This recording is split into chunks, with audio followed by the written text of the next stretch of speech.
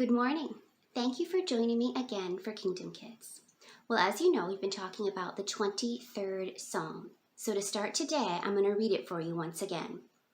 The Lord is my shepherd, I shall not want. He maketh me to lie down in green pastures. He leadeth me beside the still waters. He restoreth my soul. He leadeth me in the paths of righteousness for his name's sake. Yea, though I walk through the valley of the shadow of death, I will fear no evil, for thou art with me. Thy rod and thy staff, they comfort me. Thou preparest a table before me in the presence of mine enemies. Thou anointest my head with oil, my cup runneth over. Surely goodness and mercy shall follow me all the days of my life, and I will dwell in the house of the Lord forever. Today we're going to focus on verse 3. He restoreth my soul. He leadeth me in the paths of righteousness for his name's sake. So have you guys ever driven by an old house or maybe toured an old house that's been restored? So what does that mean when they restore it? Well, it means the house may have been falling down and a little crumbly, and they've taken the time to strengthen up the walls and to fix the plaster or maybe replace the wallpaper or repaint. So restoring something means to make it new again and to make it better. So just because we're living our lives the way God wants us to, does that mean that things will always be easy? No, God never promised us that things would be easy. In fact, remember when David wrote this psalm, he was going through a pretty tough time, right? Can you guys think of a time that was tough for you? What happened? You don't have to type it in if you don't want to, but if you want to tell your parents or maybe your friends that you're watching this with, that might be a nice thing to share. So what has God done, or what might God do to restore your soul? Well, I know when I pray, I feel a sense of calmness, and that I find very restorative, because sometimes I worry about things. I worry about things that I can control, but sometimes I worry about things that I can't control. I worry that I'm making the right decision.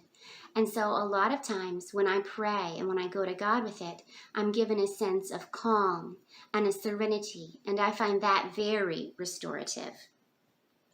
So let's talk about the second part of the verse. He leadeth me in the paths of righteousness for his name's sake. Have you ever been in a situation where you don't really know what to do? Have you ever been asked to do something that makes you uncomfortable because it's not the right thing, but maybe you worry what someone will say about you if you don't do it? Do you ever feel God telling you the right thing? Sometimes we have that little feeling inside us that this is not right. And I think that's God. That's God in us saying, you know better than this. That is God leading you down the path of righteousness. Remember, David's choice when he wrote this psalm was really hard. He could have hated the person who was chasing him. He could have hated King Saul. Or he could have continued to respect him and to show that respect. And David chose to continue respecting. In fact, there's a time that David could have killed King Saul, and he chose not to do it because he knew Saul was the king. So was your choice hard like that? It might have felt that hard, huh? So what about the part of the verse that says, for his name's sake? Have your parents ever been really proud of you for something you've done?